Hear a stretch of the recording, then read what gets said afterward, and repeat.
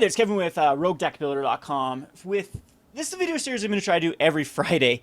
Now, I'm getting a late start today. I have to go, again, the video is going to get a lot more consistent after February, after swim season is over, because I have to head off to practice as usual, and then off to the store, and then off to play Friday Night Magic. So I'm going to try to get all these videos uploaded. Just went 4-1 this morning with this deck.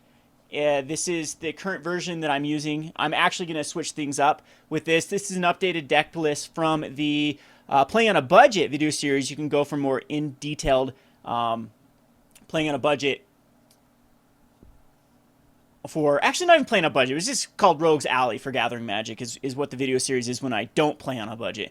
Anyway, so I went 4-1 with this deck in League. Spoiler alert, you'll know how I went with the video series. So I know some of you enjoy, like, the unknown, but anyway, I added Mind Stones and Solemn Simulacrums from the Rogue's Alley over at GatheringMagic.com version, and I think this deck is a lot more consistent. I'm still messing around with the numbers here.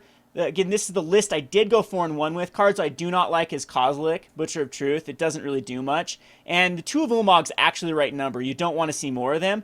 The Sundering Titan and Platinum Angel over in the sideboard are great. All His Dust is great, which probably needs to go up in count from 1 to 2 possibly. Wurmcoils are just insanely good. Spellskites are good. Relics are fine. Relics I might end up cutting. Same with Leyline, just to put in some more flexible cards. The Dismembers are still in here for the Splinter Twin matchup.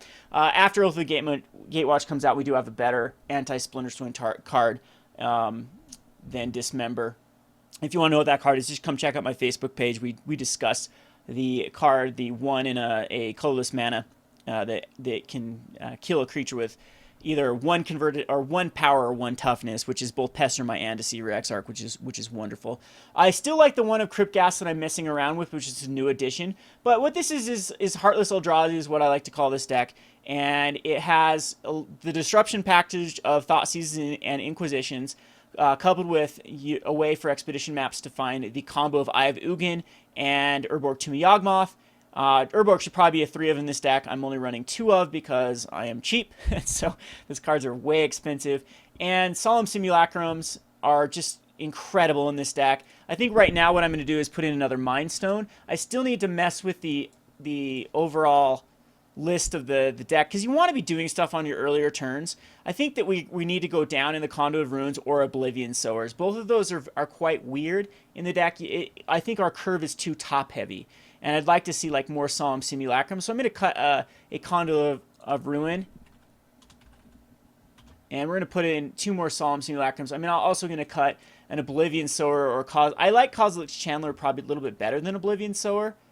This just gives us a better... I think Void Winnower actually needs to go to the sideboard. I'm going to cut a Relic of Progenitus, and that allows us to keep the Oblivion Sowers and still add in all of the Solemn Simulacrums. And I think this is the list that I would run. It makes it a little more explosive with the deck. Once we get... There's a card out of Oath of the Gatewatch that's 2 colorless and a specific colorless mana that when it dies, it's a 2-1. When it dies, you reveal the top card of your library. If it has converted mana cost 3 or less, you put it onto the battlefield if it's a permanent.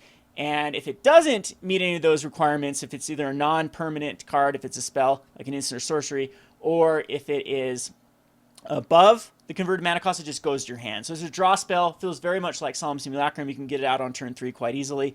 And it can actually ramp you into a land. So if it's a land on the top, it goes directly into the battlefield. So you can actually chain off with those quite easily. And we're definitely going to throw 4 of them in the deck once it comes out, and probably take out the Oblivion Sowers, believe it or not. Because the Oblivion Sower is not as great in this deck when you don't exile anything. It gets you, on average, 1 land with the Oblivion Sower, and then it's a 5/8 body with 1 land, which ends up not being as relevant as even Solemn Simulacrum. It feels very much like a Solemn Simulacrum, because usually if you can cast an Oblivion Sower, you can usually cast a Solemn Simulacrum, especially with the added Mind Stones. So if I were to do a list now, it'd probably this, maybe even dump down 1 more Inquisition of Kozilek and run another Mind Stone. I think I'm going to do that and run a full package of Mind Stones. I think they're that good in the deck, and they're also going to produce colorless mana when we do update the list. So Thoughtseize is just better than Inquisition. A lot of times you do want to disrupt your opponent. We might need to put in some Duresses or Inquisitions into the sideboard, and then I'm still not sold on like Relics. I think it's better than Leyline. I think 2 Relics is the right the right number, and that's 2 Spellskites are also the right number. So I think I'll throw like one more Inquisition right now into the sideboard. I end up cutting Inquisitions quite a lot. There's a lot of matchups where they're not the greatest. So this is going to be the list. I know I'm kind of making it up as I go along, but this is going to be the list that I'm going to be playing in my next league that I don't know when I'll do, probably tomorrow morning. So there's going to be a ton of matchups with this Heartless Summoning type deck. Now, the Heartless Summoning is already spiked up. They're already $1 a piece now. I hope you guys got into them when I sent out that alert last night or last afternoon about buying your Heartless Summoning. I should have bought way more, but it's after Christmas and I'm broke as very, very broke right now. So I didn't even have expendable money to buy any more than just 4 copies of Heartless Summonings is all that I picked up. And I just wanted to guarantee I had a play set because I don't know how many we have at the store. So anyway, I hope that some of you savvy fans actually got on the Heartless Summoning train and bought a bunch of these, and you'll make a nice little pretty penny off of this speculation, because this deck is solid. It's not going to go anywhere. 3-2 finish into a 4-1 finish with a deck that is not at all even close to being complete. There's a lot of tinkering around with this deck.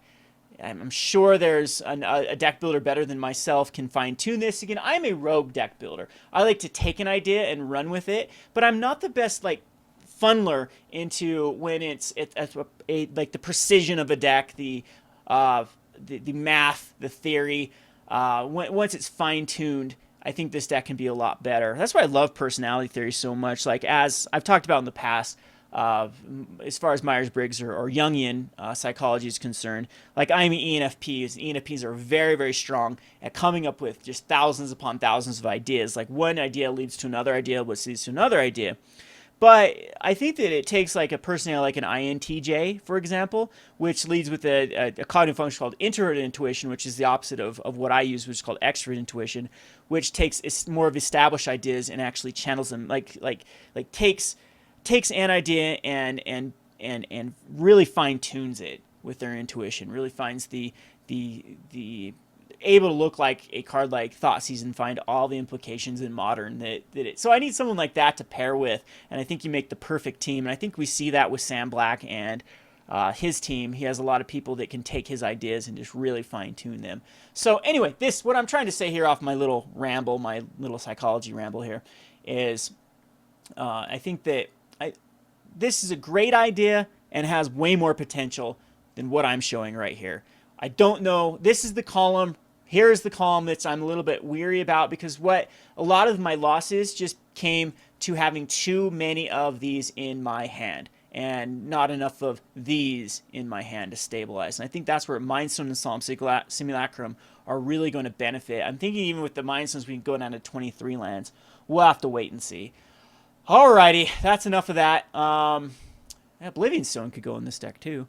I'm going to show you the 4-1 finish. It might not be uploaded in time because I literally have to get down to the pool in 23 minutes. So 22 now. So less than 22. So I'm going to just upload this with the deck list. You can find this on Tapped Out. I'll get this done as quickly as possible, and then I'll try to upload the gameplay. I'll come home before I go to the store, try to upload the gameplay, and get the gameplay for your F&M. And again, this is going to be a new series. Every Friday, I'm going to come out with a new deck to play at your local game store. So Friday Night Magic Modern this week is going to be Heartless Summoning, or Heartless Eldrazi. Sleeve this deck up. It is a blast. You will not be disappointed. It has great matchup versus the fair decks. It just destroys Jund. It destroys like Delver. And even like people like, well, it sucks against burn. Not when you bring in the Wurmcoil Engines. And if your deck is, or your local metagame has a ton of burn, I'm sure there's a way to put in like Sun Droplets and things like that can help you against the burn match. All right, I'm not going to talk anymore. I'm going to upload this. KevinWithRogueDeckBuilder.com. Thanks for watching.